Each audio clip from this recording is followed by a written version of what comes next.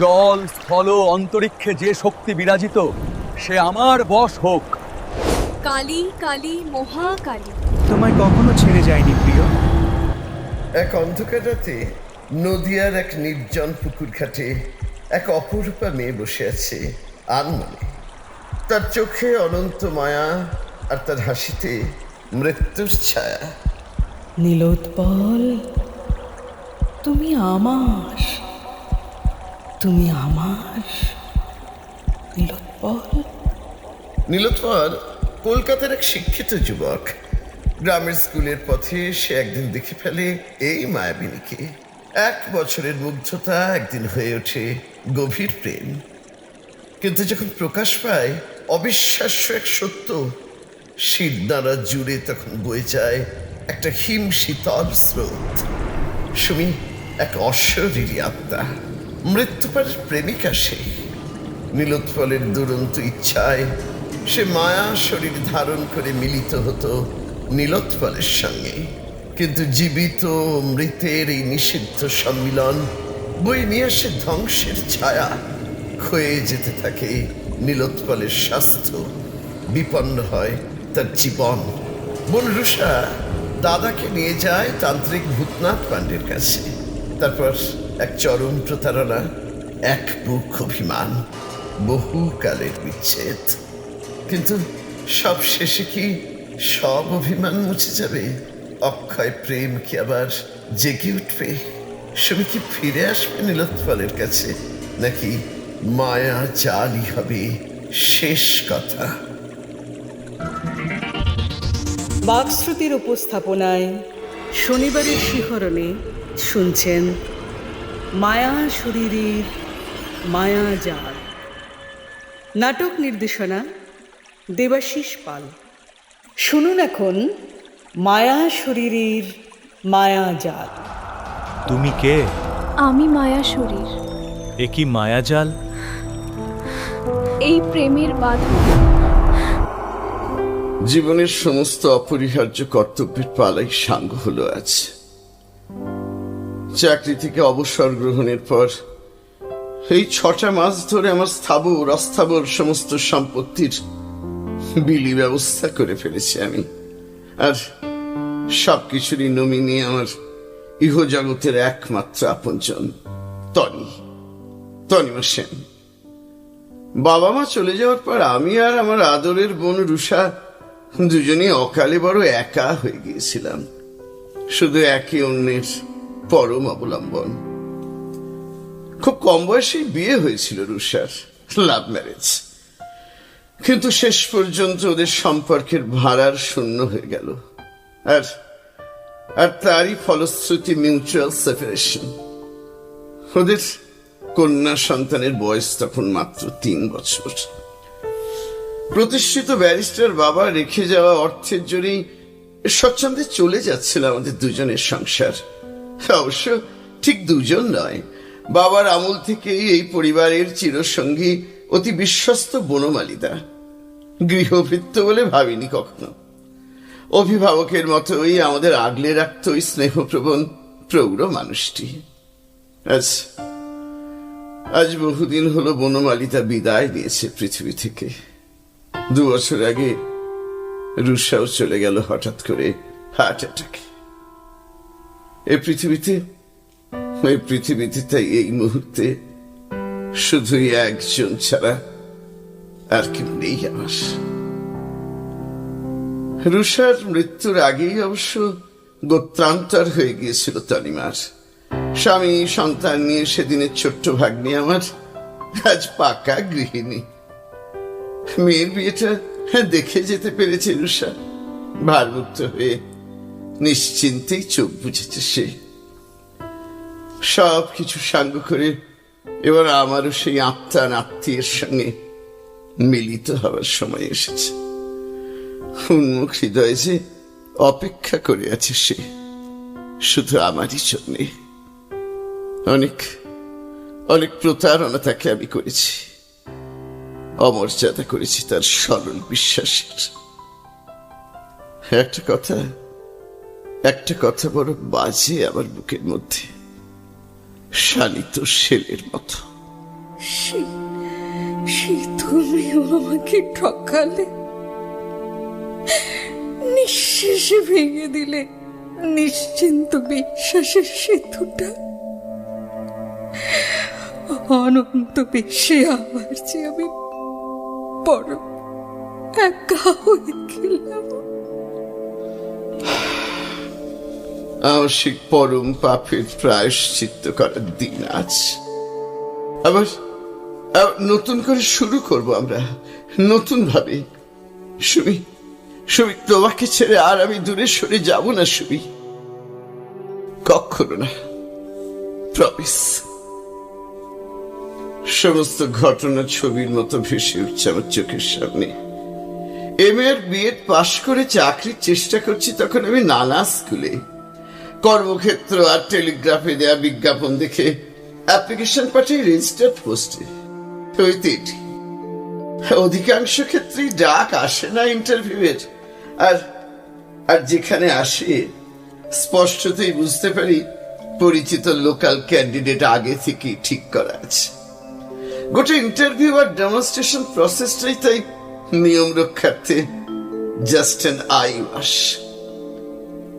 এমনি ভাবে 2 বছরের ব্যর্থ প্রচেষ্টার পর আশা যখন আমি প্রায় ছেড়েই দিয়েছি, ঠিক এমনি সময় এক বিকেলের ডাকে এসে পৌঁছলো একটা ইন্টারভিউ লেটার। বেতাই বিবেকানন্দ একাডেমি, নদিয়া। বেশ দূরের স্কুল, ট্রেনে পৌঁছতে সময় লাগবে কম করে 4 ঘন্টা। সব শুনে বেশ একটু রাগের সঙ্গে ইরুষা বলল, তোর কি আর খেয়ে বসে কোনো কাজ নেই দাদা? এত দূরের স্কুলে ছুটবি ইন্টারভিউ দিতে? না। কেন, আমরা কি এতই অন্ন কষ্টে পড়েছি? বলি, বাবা তো 2 ভাই বোনের জন্য কম কিছু রেখে যায়নি।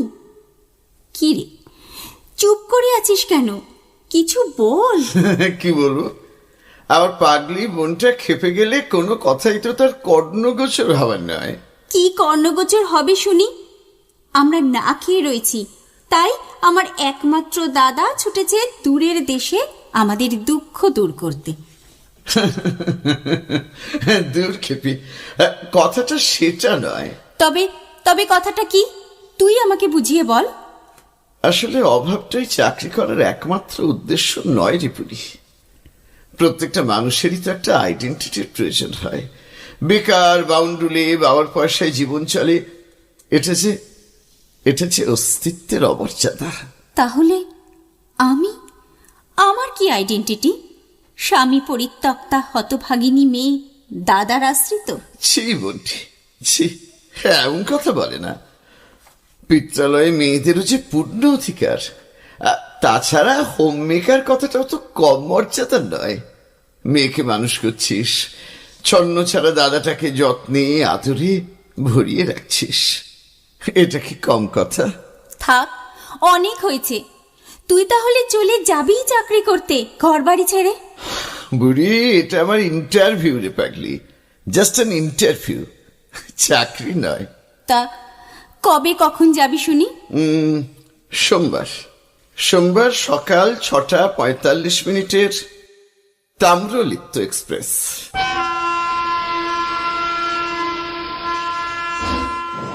নিয়তি বোধহয় মানুষের জীবনের সমস্ত ঘটনাই নির্ধারণ করে রাখে। আমার জীবন তরিন্নমরও ঠিক তেমনি করেই বাঁধা পড়ল নদিয়ার নবগ্রামে। সেক্রেটারি বসে অত্যন্ত সদাশয় সদালাপী মানুষ। পদের অহংকারের অনুমাত্র তার আচরণে খুঁজে পাওয়া যাবে না। ডেমনস্ট্রেশন ক্লাসে আমার পড়ানো আর স্টুডেন্টস ডিলিং ভারী পছন্দ হলো তার।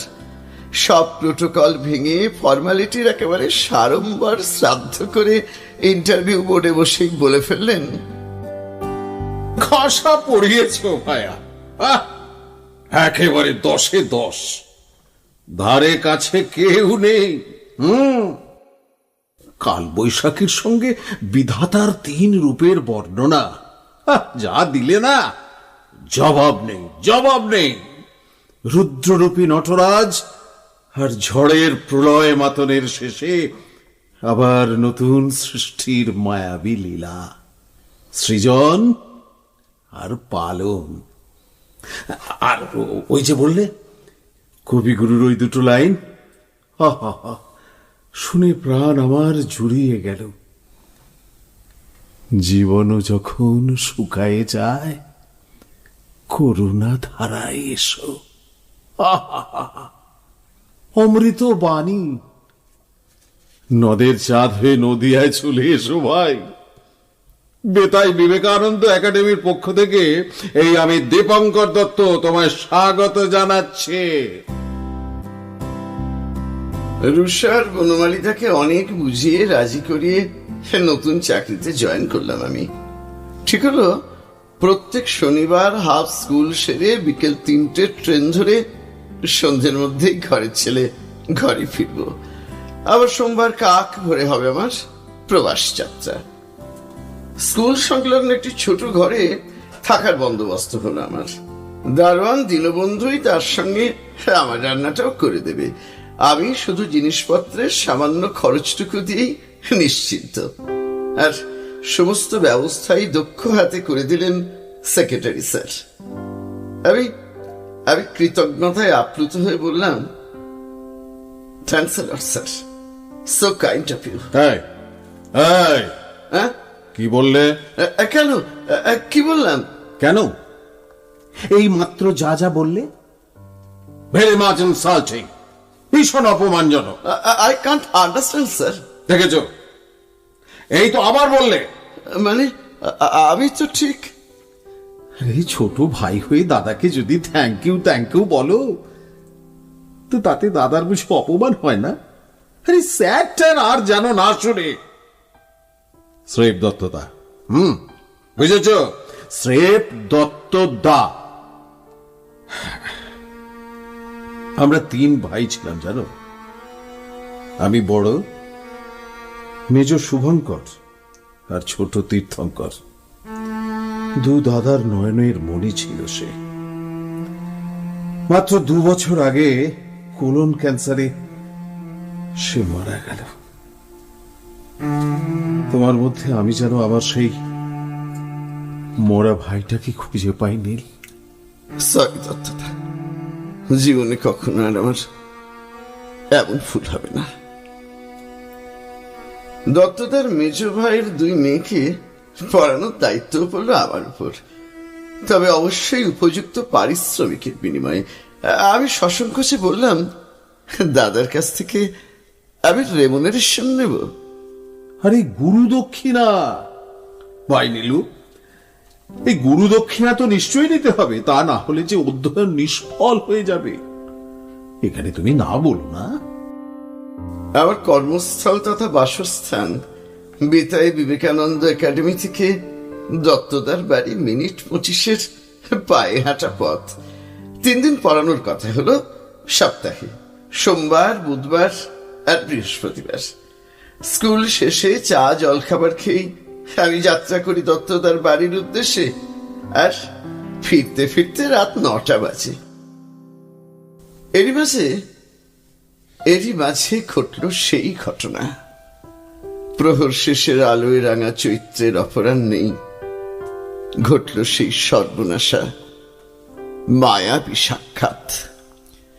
যে রাস্তা দিয়ে দত্তদার বাড়িতে আমার নিত্য যাতায়াত, তার সব খানা খন্দ সারানোর উদ্যোগ নিল বেতাই মিউনিসিপ্যালিটির কর্তৃপক্ষ। পথ পুনর্নির্মাণ, তাই ঘুরে যেতে হবে একেবারে পেছনের পথ দিয়ে, ঘুরপথে। সময়ও তাতে বেশি লাগবে, প্রায় মিনিট 10, কিন্তু গত্যন্তর তো কিছু নেই। তাই পথচারীদের সাহায্য নিয়ে চলতে শুরু করলাম অচেনা পথে। বটতলা, জোড়াপুকুর, ওলাইবিবির থান পেরিয়ে পৌঁছতে হবে আবার গন্তব্যে। পুকুর পাড়ে সেই এক অপার মুগ্ধতায় মুহূর্তের জন্য আমি থমকে দাঁড়ালাম। মনের মধ্যে ঘুরপাক খেল চেনা কবিতার সে কয়েকটা লাইন।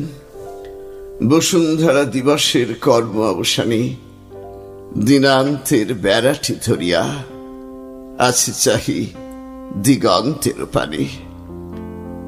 জলের দিকে নির্নিমেষ তাকিয়ে আছে মেয়েটি, একাগ্র অপলক তার দৃষ্টি। চতুর্দিকে চলমান জীবন স্রোত থেকে বহু দূরে যেন এক ভিন্ন জগতের বাসিন্দা সে। আলুলায়িত কেশভার কেমন যেন রহস্যময় করে তুলেছে সে অচেনা মানবীকে। পেছন থেকে দৃশ্যমান শুধু তার মুখের কিছুটা অংশ মাত্র, যেন কোনো সুদক্ষ শিল্পীর আঁকা এক অনুপম চিত্রকলা। চুম্বকের অমুক আকর্ষণ যেন সর্বাঙ্গের অনুতে পরমাণুতে।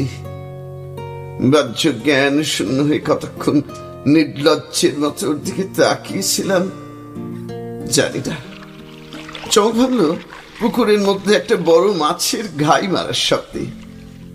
আলোড়িত হয়ে উঠল জল, আর সেই আলোড়নে যেন ধ্যান ভঙ্গ হলো সে মেয়েটিরও। এক পলক ফিরে তাকালো আমার দিকে। আমার বুকের রক্ত যেন ছলাৎ করে উঠল তার সে নীরব দৃষ্টিপাতে। মনে হলো আমি ধরা পড়ে গেছে আমার অকপট মুগ্ধতার অভিব্যক্তি। কিছুটা অপ্রস্তুত হয়েই দ্রুত এগিয়ে গেলাম আপন গন্তব্যের দিকে। ফেরার সময় আর দেখা মিলল না তার। বেশ মনে আছে, দিনটা ছিল সোমবার। মাঝের একটা দিন বারবার মনে পড়তে লাগলো ওই মুহূর্তটুকুর কথা। বুধবার স্কুলের ক্লাসের ফাঁকে বারবার শুধু তাকাই ঘড়ির দিকে, বিকেল 5টা বাজার প্রতীক্ষায়। সেদিনও যাওয়ার পথে দেখা মিলল সেই অভীষ্ট নারীর, কিন্তু সেদিন আর বড় মাছ ঘাই মারল না জলে। এক পলকের জন্য ফিরে তাকালো না সে। নিরাশ মনে গিয়ে চললাম দত্তদার বাড়ির অভিমুখে। বৃহস্পতিবারও ঘটল সে একই ঘটনার পুনরাবৃত্তি। শুক্রবার নিয়ম মতো আমি ফিরলাম কলকাতায়, উন্মনা বিষণ্ণ মনে। রুষা আমাকে ভীষণ বুঝতে পারে, উদ্বিগ্ন কণ্ঠে বলল, কি হয়েছে রে দাদা? তোর শরীর ঠিক আছে তো? কেন রে বুড়ি, আমি তো ঠিকই আছি। ঠিক তুই নেই দাদা ভাই? কাজের জায়গায় কোনো সমস্যা হয়নি তো?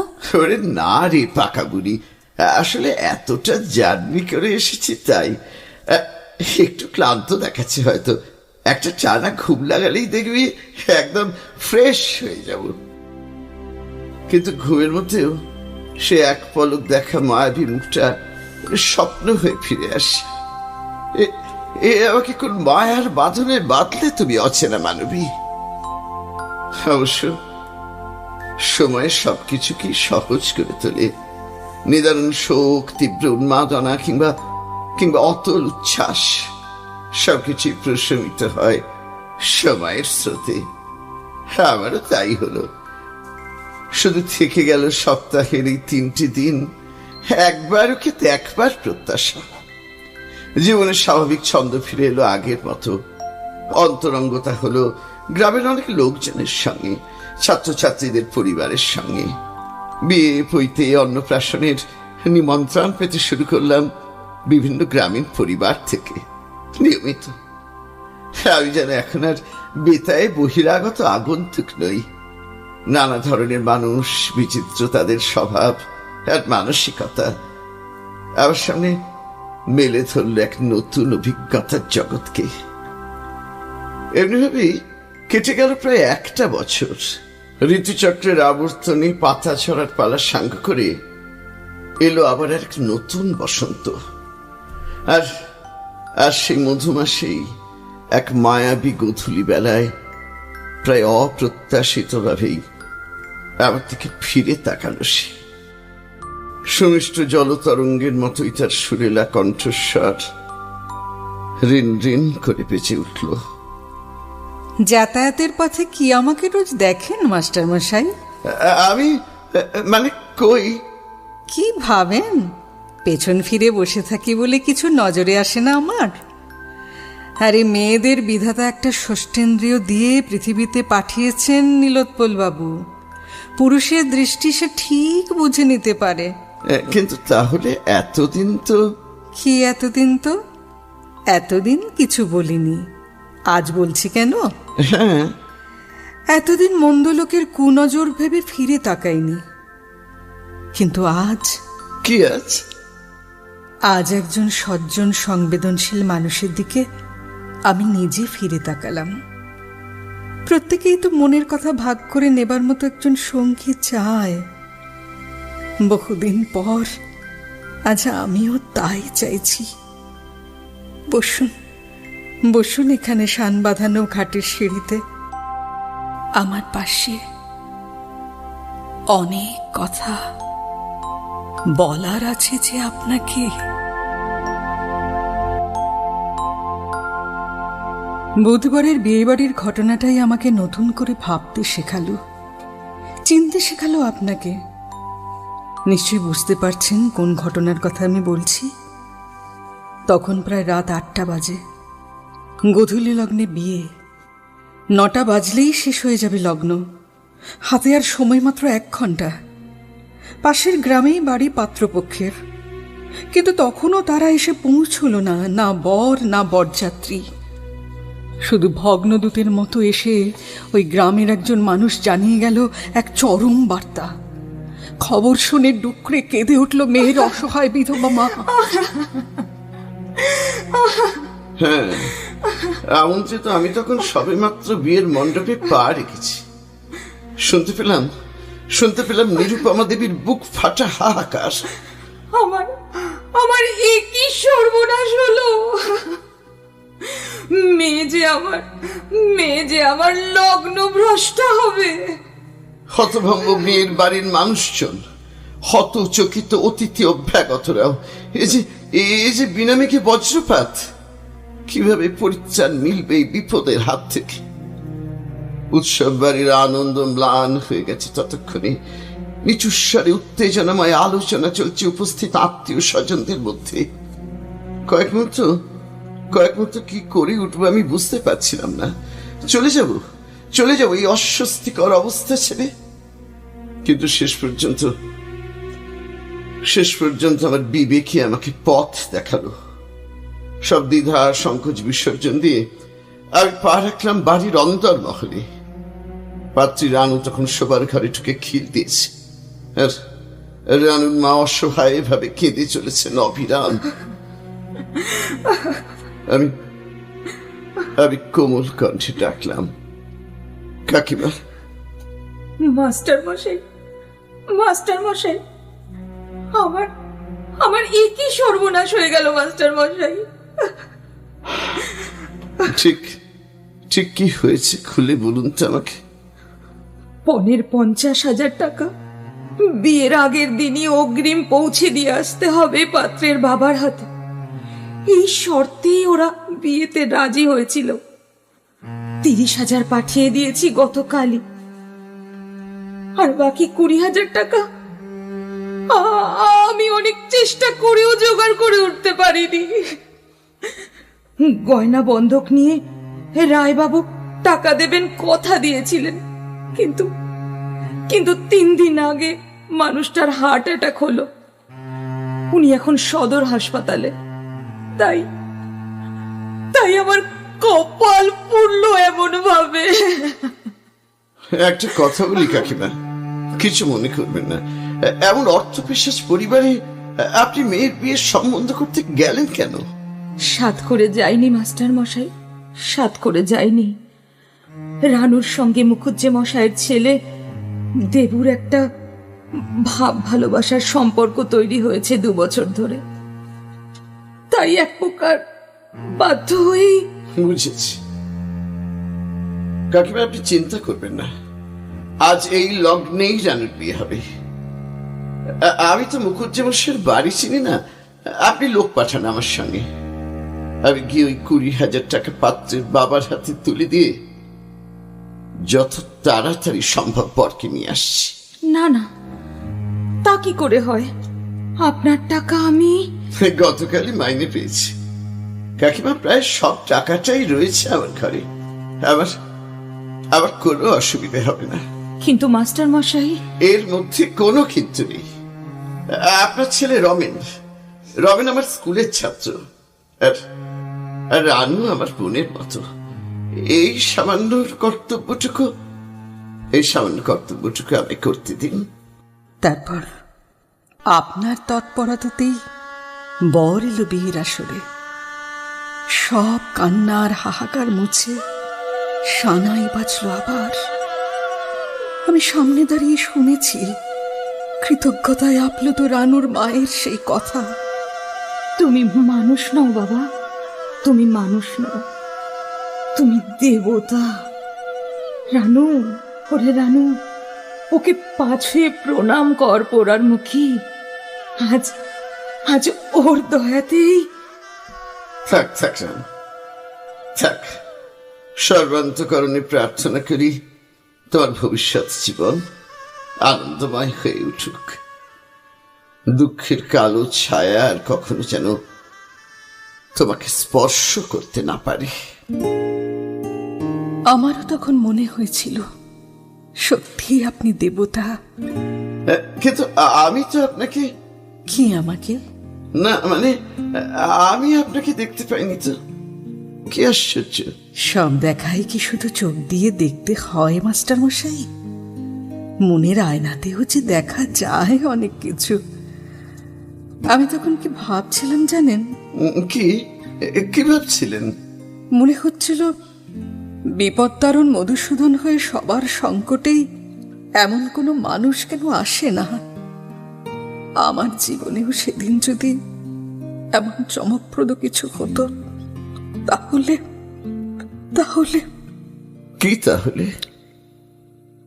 সব কথা একদিনে জেনে গেলে আমার উপর থেকে সব আকর্ষণ যে কমে যাবে।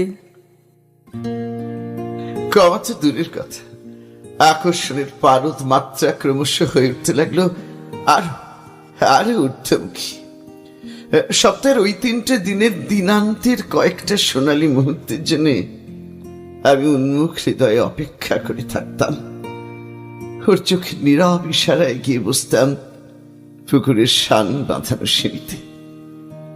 আপনি সম্বোধনে সাজানো সৌজন্য ছেড়ে দুজনেই তুমি হয়ে উঠলাম একে অন্যের কাছে। মনে আছে এক বৃহস্পতিবারের সন্ধে দেখা হয়নি সুমির সঙ্গে। মাঝে 3টে দিন চূড়ান্ত অস্থির হয়ে উঠেছে আমি। সোমবার সন্ধ্যেতে অভিমান ভরে ওকে বলেছি, তুমি খুব বাজে, বৃহস্পতিবার কোথায় হারিয়ে গিয়েছিলে? তুমি জানো আমার কতটা খারাপ কেটেছে। জানবো বলেই তো লুকিয়েছিলাম তোমার দৃষ্টির আড়ালে। খুব দেখতে ইচ্ছে করছিল আমার জন্য তুমি কতটা ব্যাকুল হও, আমাকে কতটা ভালোবাসো তুমি। কি দেখলে? দেখলাম সত্যি অপাত্রে বড় অযাচিত অসীম দান তোমার। আমি তো সত্যি এর যোগ্য নই। একদিন হয়তো তোমার আক্ষেপ হবে যখন জানবে তোমার দুর্নিবার প্রেমের প্রতিদান দেওয়ার সাধ্য আমার নেই নীল। সুমি, তুমি এমন করে বলছো কেন? আমি তো কোনো কিছুর প্রত্যাশায় তোমাকে ভালোবাসিনি। প্রত্যাশা তো ভালোবাসারই অঙ্গ নীল। একে অন্যকে আজীবনের জন্য উজাড় করে পেতে চাওয়াটাও তো প্রত্যাশাই। হ্যাঁ, সে প্রত্যাশা তো নিরন্তর বুকের মধ্যে লালন করে বেড়াচ্ছি আমি। সুমি, মিটবে না বলছো সেই সতৃষ্ণ আকাঙ্ক্ষা আমার? জানি না গো, মিটলেও জীবন দিয়ে যে তার মূল্য চুকাতে হয়। আমি যে তাই ভয়ে কাঁটা হয়ে থাকি। ঠিক বুঝলাম না সুমি, কিসের ভয়, কিসের মূল্য মেটাতে হবে আমাদের? বলবো নীল, বলবো, তবে আজ নয়। আমি বুঝতে পারছি সব রহস্যের অবগুণ্ঠন সরিয়ে নিজেকে স্বরূপে প্রকাশ করার সময় আমার এগিয়ে আসছে। এরপর টানা 3 দিন ধরে শুরু হলো এক প্রবল দুর্যোগ। নিম্নচাপের প্রবল প্রকোপে অঝোর ধারায় অবিরাম বৃষ্টি, আর সেই তুমুল বর্ষণের সঙ্গে পাল্লা দিয়ে ঘন ঘন বজ্রপাতের কান ফাটানো শব্দ। চতুর্দিকে জল জমে গেছে মারাত্মকভাবে। বন্যার আশঙ্কা উদ্বেগের মেঘ জমাচ্ছে মানুষের মনে। স্কুল বন্ধ, আমাদের বন্ধ অনির্দিষ্ট কালের জন্য।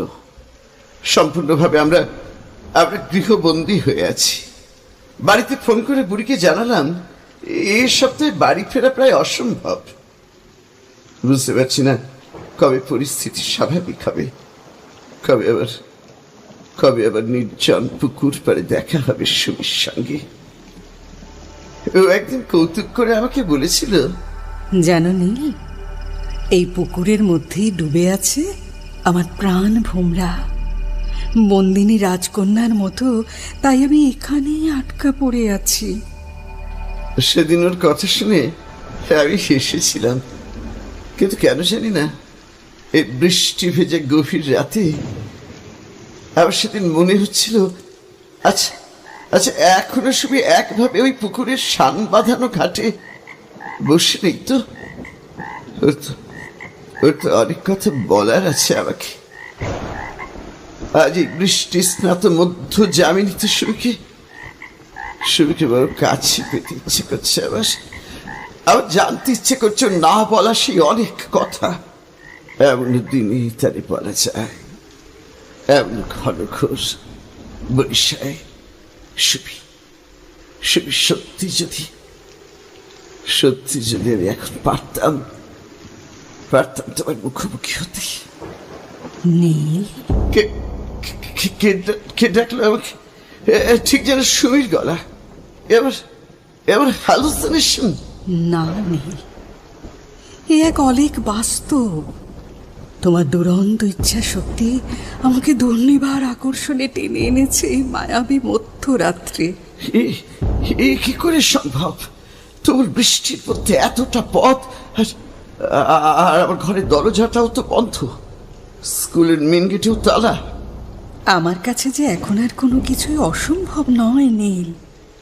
রুদ্ধদ্বার, অসীম দূরত্ব, সব কিছুকেই অনায়াসে অতিক্রম করতে পারি আমি। তুমি হ্যাঁ নীল, যা তুমি ভাবছো ঠিক তাই। আমি অশরীরী। তোমার মহত্ব এক হতভাগ্য মেয়েকে লগ্নভ্রষ্ট হওয়ার হাত থেকে বাঁচিয়েছে, কিন্তু আমাকে বাঁচানোর জন্য সেদিন কেউ দেবদূতের মতো এগিয়ে আসেনি নীল। নিষ্ঠুর পণপ্রথার বলি আমি। বিধবা মা টাকা জোগাড় করতে না পারায় বিয়ের আসন থেকে বর উঠে চলে গেল, লগ্নভ্রষ্টা হলাম। নিষ্ঠুর সমাজে আমার জন্য পড়ে থাকলো শুধু চরম গঞ্জনা আর অপমান। তাই তা থেকে অব্যাহতি পেতে পুকুরের শীতল জলই চির শান্তি এনে দিল আমাকে। ভালো সাঁতার জানতাম, এত সহজে তো ডুববো না, তাই একগাছা দড়ি আর কলসি মুক্তি দিল আমাকে দুঃসহ জীবন যন্ত্রণা থেকে। ভয় পাচ্ছ না? না সুমি, আমি কষ্ট পাচ্ছি, ভীষণ কষ্ট হচ্ছে তোমার জন্য। আমার ভালোবাসবে আমায়, ঘুচিয়ে দেবে আমার সব একাকিত্ব। ভালো তো তোমাকে আমি বাসি সুমি, ভালো তো বাসি। কোনো কিছু না জানার আগে যেমন ভালোবাসতাম তোমাকে, সবকিছু জানার পরেও ঠিক তেমনি করেই আমি তোমাকে ভালোবেসে যাব আজীবন, আমরণ, অনন্তকাল। হ্যাঁ সুমি, অনন্তকাল আঁকড়ে থাকবো আমি তোমার অশরীরী সত্তাকে।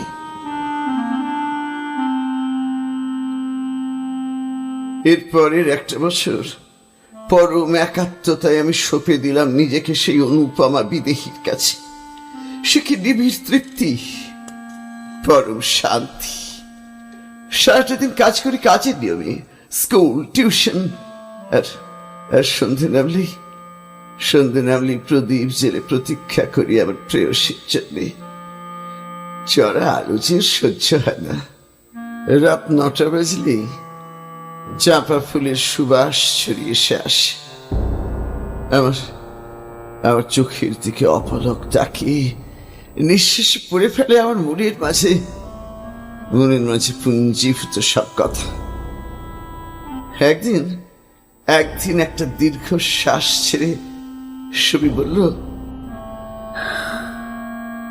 নীল, গত 3টে দিন ধরে নিদারুণ অপরাধ বোধে ভুগছি আমি।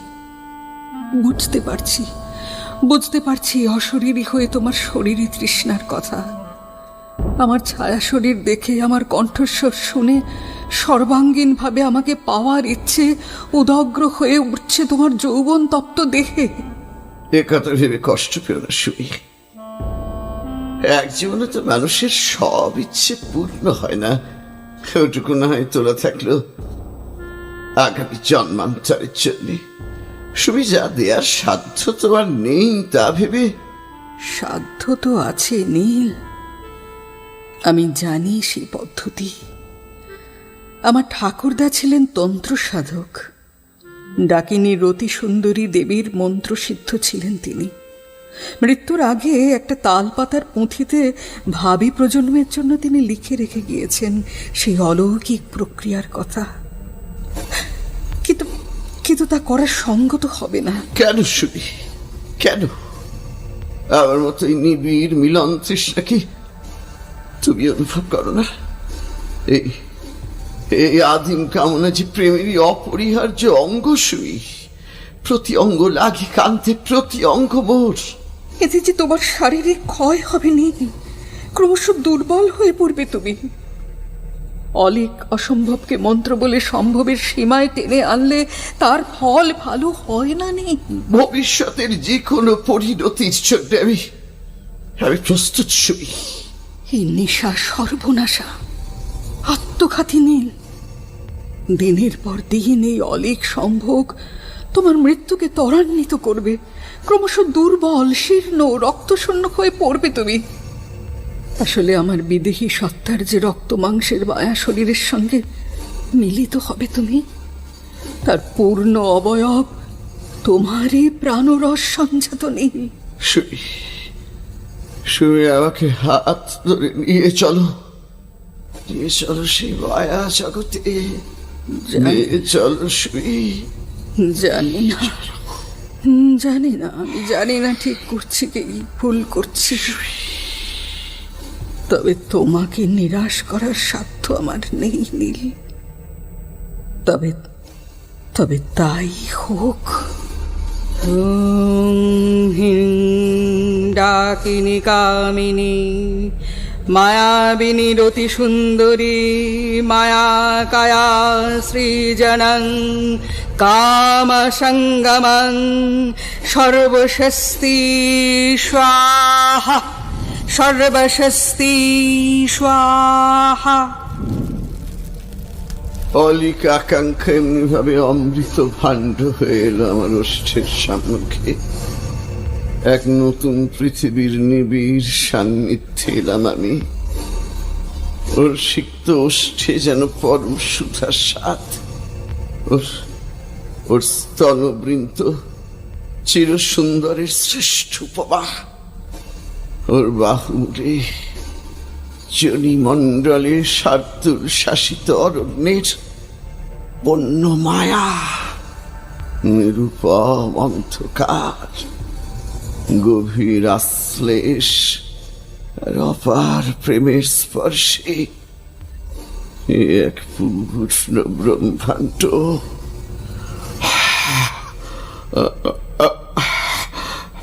সুমি, বলো। সুমি, এমনি ভাবে নিরন্তর নিত্য নিশীথে কাম পদিরা পূর্ণ পেয়ালা নিয়ে এসো তুমি। আমাকে ধন্য করো, আমাকে পূর্ণ করো সুমি, পূর্ণ করো। আমার শরীর মিশিয়ে দাও তোমার সঙ্গে।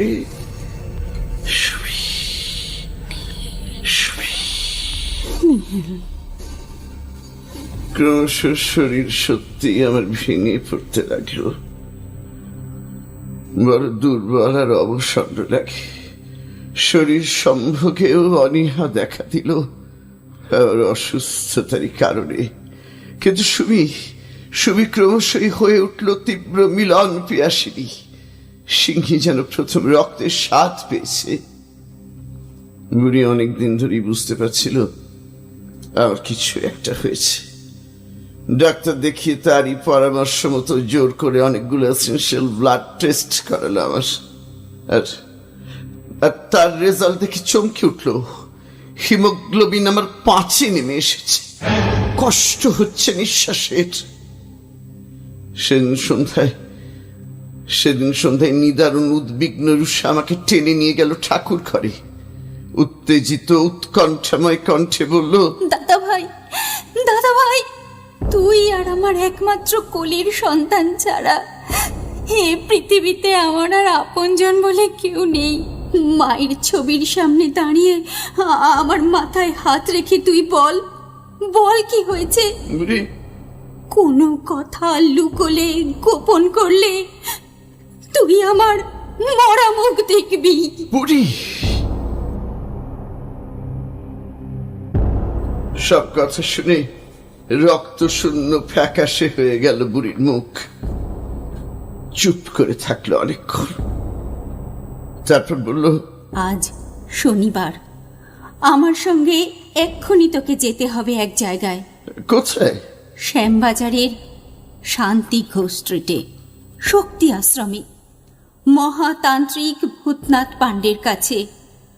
আমার এক বন্ধু মধুমিতাদের বাড়ির পাশেই। খুব বিশ্বাস ওদের। অনেক বিপদে আপদে, মামলা মকদ্দমায় উনি পরিত্রাণ করেছেন ওদের পরিবারকে। বিয়ে পরীক্ষার সময় ওরই সঙ্গে একবার গিয়েছিলাম আশীর্বাদ নিতে। যে পেন দিয়ে পরীক্ষায় লিখব তা পঞ্চমুণ্ডের আসনে বসে মন্ত্রপুত করে দিয়েছিলেন উনি। পরীক্ষার আশাতীত ভালো ফল আমি বিশ্বাস করি ওর দয়াতেই সম্ভব হয়েছিল। আমি তোকে পাণ্ডেজির প্রসাদে বিপদমুক্ত সুস্থ করে তুলবই।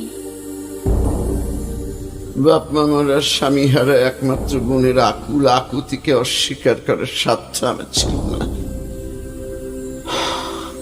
বাধ্য হয়ে নিজের মনের সব দোলাচলতাকে দমন করে বুড়ির অনুগামী হয়ে পদার্পণ করতে হলো আমাকে শক্তি আশ্রমে।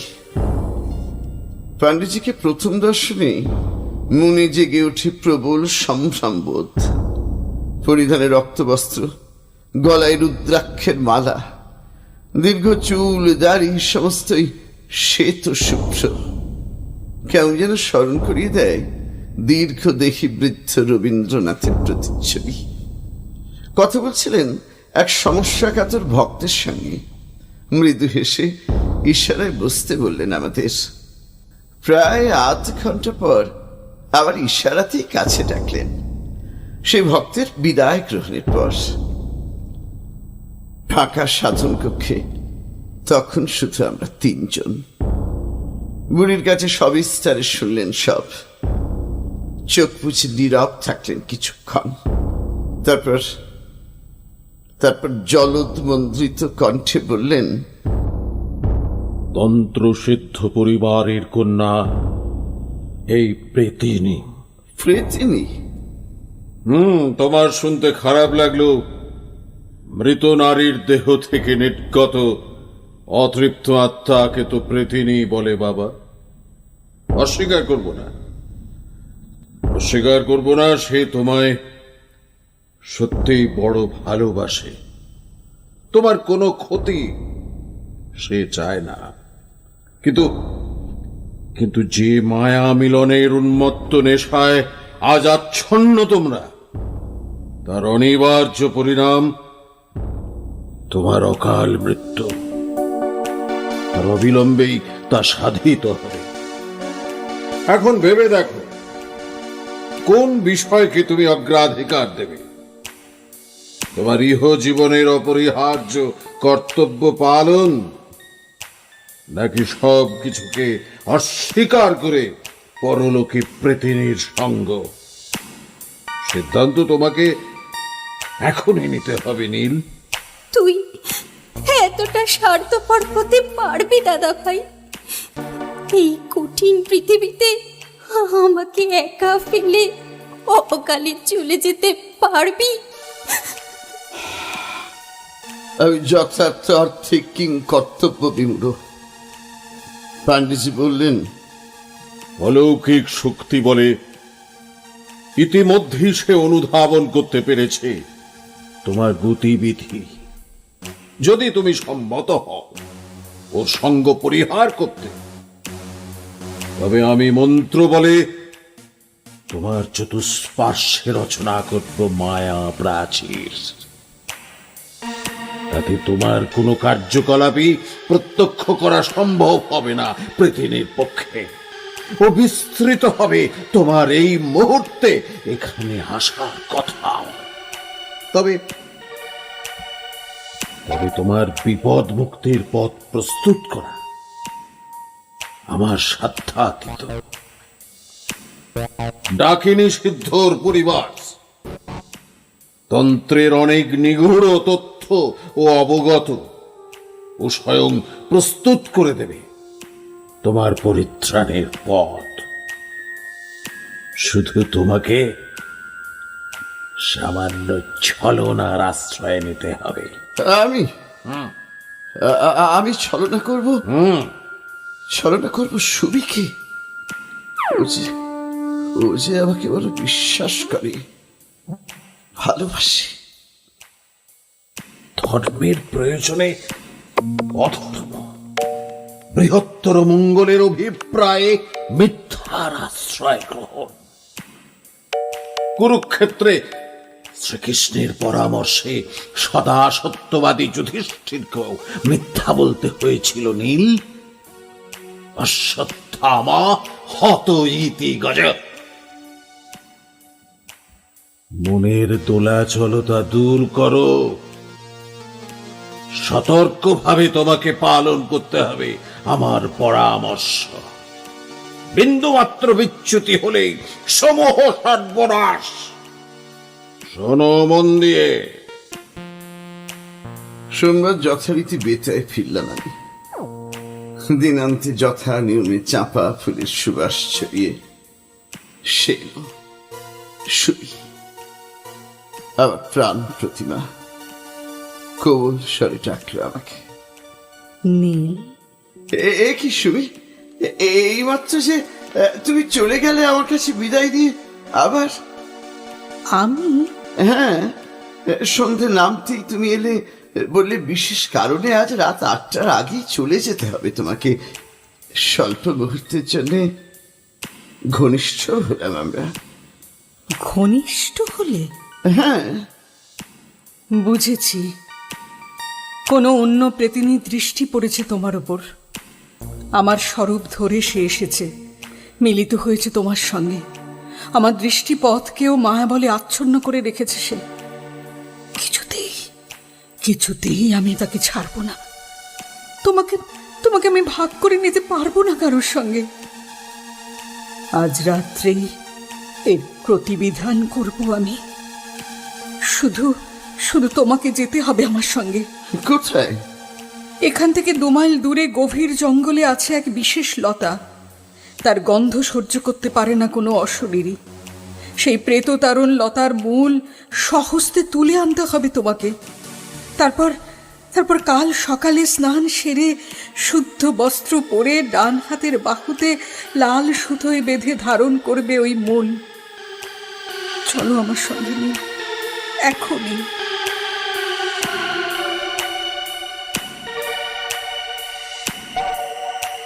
ওই সেই লতাগুলো। নীল, সজোরে টেনে তোলো মাটি থেকে। তুলেছি সুবি, তুলেছি। বেশ, এবার বাকি অংশ ছিঁড়ে ফেলে মূলটুকু জামার পকেটে ঢুকিয়ে নাও। নিয়েছি। এবার সাবধানে পথ চলো। গতকালের বৃষ্টিতে মাটি এখনো ভিজে আছে। তুমি অত দূরে সরে রয়েছো কেন সুবি? আসার সময় মতো তুমি কাছে এসে আমার হাত ধরো। এখন তো তার সম্ভব নয় নীল। প্রেততারণ মূল তোমার শরীরের সঙ্গে সম্পৃক্ত হয়ে আছে, তাই আমার সাধ্য নেই তোমাকে স্পর্শ করার গো। আমিও যে ভাগ্যদোষে প্রেতি নেই। তাহলে প্রতিদিন রাত 8টার পর ওই রক্ষা কবচ খুলে রাখবে তুমি, হ্যাঁ? তাহলেই অন্তরায় মুক্ত হবে আমাদের মিলন। আবার সূর্যোদয়ের পর স্নান করে শুচি বস্ত্রে ধারণ করবে ওই কবচ। নীল, তোমার তোমার স্কুলের সামনে এসে গেছি। এবার আমি যাই, দেখা হবে কাল রাত 8টায়। আসি গো, অনেকটা পথ হেঁটে বড় ক্লান্ত তুমি, বিশ্রাম নাও এবার। প্রচন্ড বেদনায় বুক ফেটে যাচ্ছে আমার। সুমিকে, আমার আমার আত্মার পরম আত্মীয়কে পরিস্থিতির শিকার হয়ে প্রতারণা করতে বাধ্য হলাম আমি। পরদিন মঙ্গলবার ঠিক রাত 8টায় এলো সুমি, কিন্তু আজ তো আর তার রুদ্ধ দ্বার ভেদ করে ভেতরে আসার শক্তি নেই। নিজের অকপট সারুলে নিজেই ও আমার হাতে তুলে দিয়েছে ওকে প্রতিরোধ করার চরম অস্ত্র। ক্ষোভে অভিমানে তখন দিশাহারা আমার প্রাণ ও প্রতিভা। আমি শুনতে পাচ্ছিলাম ওর সে কান্না ভেজা কণ্ঠস্বর। আমার অনাঘ্রাত কুমারী সত্তায় প্রথম সঙ্গমের সুখানুভূতি এনেছ তুমি। তীব্র কামের নেশায় আবিষ্ট করেছ আমাকে, আমার অন্তরের নিবিড় সান্নিধ্যে দূর করে দিয়েছ আমার দুঃসহ নিঃসঙ্গতা। সেই তুমিও আমাকে ঠকালে, নিঃশেষে ভেঙে দিলে নিশ্চিন্ত বিশ্বাসের সেতুটা। অনন্ত বিশ্বে আমার যে আমি বড় একা হয়ে গেলাম নীল।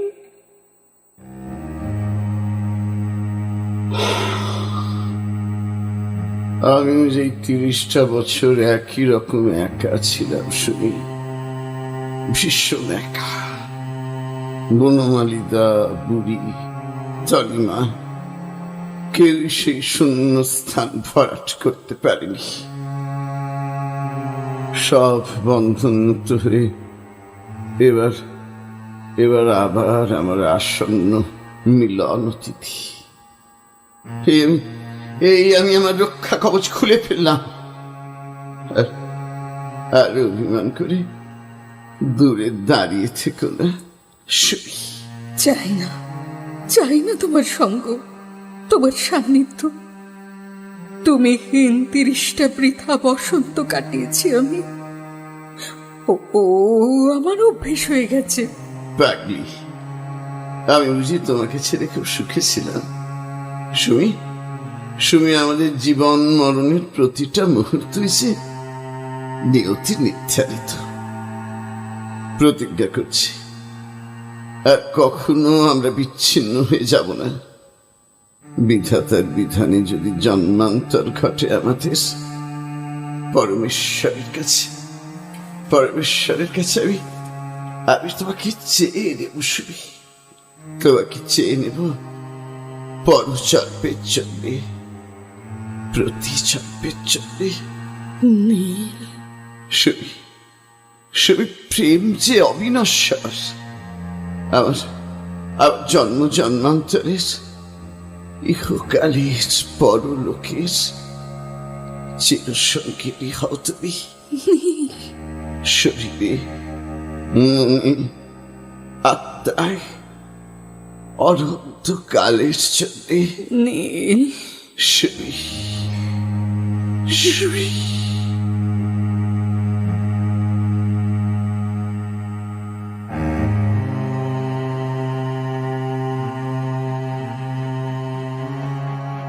মায়া শরীরের মায়াজাল। নাটক নির্দেশনা দেবাশিস পাল। চরিত্রায়নে নীলোৎপল, দেবাশিস পাল, সুমি স্বাগতা পাল, রুষা সঞ্চয়িতা নাথ, নিরুপমা কাজললতা দে এবং দত্তদা ও ভূতনাথ পাণ্ডের দ্বৈত ভূমিকায় রয়েছেন জীবেশ ভট্টাচার্য। নমস্কার, বাকশ্রুতি ইউটিউব চ্যানেলের পক্ষ থেকে আমি সতীনাথ মুখোপাধ্যায় সমস্ত শ্রোতা বন্ধুদের স্বাগত জানাচ্ছি। প্রতি শনিবার শনিবারের শিহরণ অনুষ্ঠানে আপনারা শুনতে পাবেন রোমহর্ষক গল্পের শিহরণ জাগানো নাটক। আমাদের চ্যানেলটিকে সাবস্ক্রাইব করে আমাদের পাশে থাকবার অনুরোধ জানাচ্ছি। আমাদের প্রতিটি নাটকের প্রয়োগ পরিকল্পনায় রয়েছেন দেবাশিস পাল। শব্দগ্রহণ স্টুডিও আবহ। যন্ত্রানুষঙ্গ সুব্রত বাবু মুখোপাধ্যায়। আবহ নির্দেশনা সন্দীপ দে। গ্রাফিক্স পরিকল্পনা ও প্রচার ভাবনায় রয়েছেন ড্রিম রিড কোম্পানি, প্রীতি বিশ্বাস পাল এবং ডক্টর দীপায়ন পাল। প্রধান উপদেষ্টা সতীনাথ মুখোপাধ্যায়, কাজল সুর এবং জীবেশ ভট্টাচার্য। আপনারাও আপনাদের লেখা কোনো ভৌতিক গল্প, কোনো নাটক কিংবা অভিজ্ঞতার কথা আমাদের লিখে পাঠাতে পারেন। মনোনীত রচনা লেখকের নাম সহ প্রচারিত হবে শনিবারের শিহরণ অনুষ্ঠানে। মতামত ও রচনা পাঠানোর ঠিকানা শনিবারের শিহরণ, প্রযত্নে দেবাশিস পাল ও স্বাগতা পাল, 37 নম্বর অখিল মিস্ত্রি লেন, কলকাতা 7,00,009। চলভাস 9830386953 এবং 9830386952। শনিবারের শিহরণের এবার নতুন সংযোজন রোমাঞ্চকর গল্প পাঠ বুধবারের ভুতুরে কথা। খুব শীঘ্রই আসছি আমরা এক ব্যাগ ভূতের গল্প নিয়ে। অপেক্ষায় থাকুন ও শুনতে থাকুন বাকশ্রুতি ইউটিউব চ্যানেল।